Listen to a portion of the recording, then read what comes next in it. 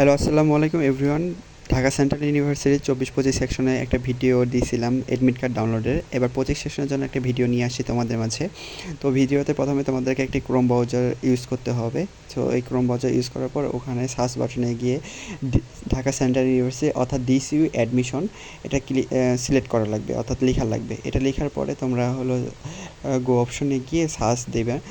Search দেওয়ার পর সেখানে একটা তোমাদের ওয়েব ব্রাউজার দেখাবে, অর্থাৎ ওয়েবসাইট দেখাবে, যেটার নাম হলো ঢাকা সেন্ট্রাল ইউনিভার্সিটি। এটা কিন্তু আগে ছিল না, এটা নতুন একটা ওয়েবসাইট তৈরি করছে ওরা।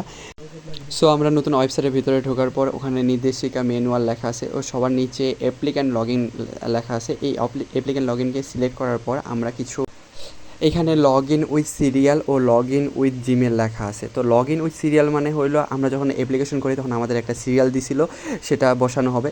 অথবা যদি সেটা মনে না থাকে তাহলে আমরা লগ ইন উইথ জিমেল দিব। লগ ইন উইথ জিমেল বলতে আমরা যেটা অ্যাপ্লিকেশন করার সময় ব্যবহার করছিলাম। তো এখানে লগ ইন করার পর আমাদের আমাদের নিজের ওয়েবসাইটে শো করবে।